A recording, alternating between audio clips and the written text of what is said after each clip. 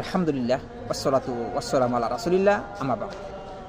আজকে বিষয় হলো যে যদি স্বামী নামাজ আদায় না করে তাহলে কি বউ অটোমেটিক তালাক হয়ে যাবে কিনা,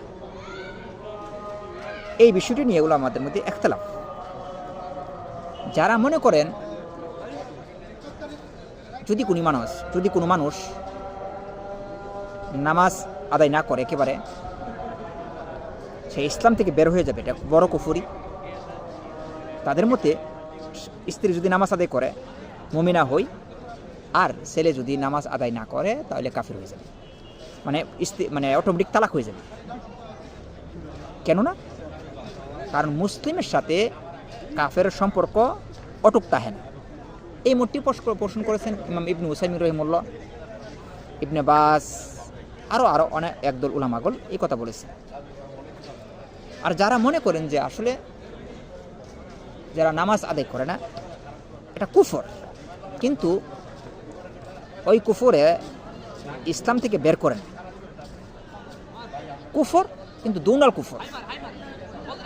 যেমন কিছু কুফর আছে ইসলাম থেকে বের করে দেই, যদি কোনো মানুষ রাসূল সাল্লাল্লাহু গালি দেয় তাহলে সে কাফের হয়ে যাবে, ইসলাম থেকে সে বের হয়ে যাবে।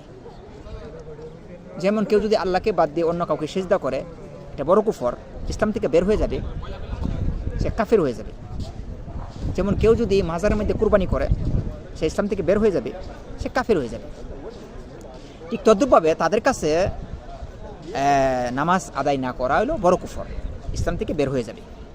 এই জন্য তারা ফতোয়া দিয়েছেন যে যদি কোনো ব্যক্তি নামাজ আদায় করে না কিন্তু বউ মুমিন নামাজ আদায় করে, তাহলে তাদের সম্পর্ক অটোমেটিক কি ভেঙে যাবে বা তালাক হয়ে যাবে বা বিচ্ছিন্ন হয়ে যাবে তাদের সম্পর্ক।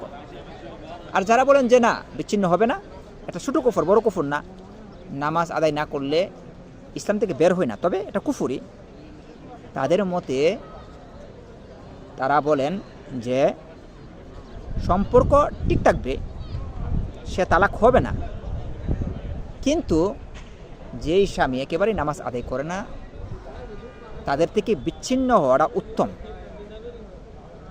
কারণ কি রাসূলুল্লাহ সাল্লাল্লাহু আলাইহি ওয়াসাল্লামের হাদিস আছে, রাসূল সাল্লাল্লাহু বলেন যে আল আহাদু বাইনানা ওয়া বাইনাহুমুস সালাহ ফামান তারাকা ফাকাদ কাফারা।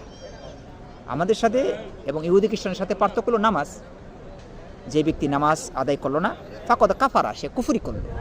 তাহলে বড় গুনাহ। কোনো স্বামী যদি নামাজ আদায় না করে তাহলে উচিত হলো কি একেবারে যদি নামাজ আদায় না করে বা তাকে বাধ্য করা, মানে নামাজে বাধ্য করানো না যায় বা নামাজ সে আদায় করে না, তাহলে ওইসব স্বামীর থেকে কি পৃথক হওয়া এটা সবচেয়ে বেশি কল্যাণকর এবং উত্তম। এটা যারা আখিরাতমুখী লোক তাদের জন্য আল্লাহু আ'লাম।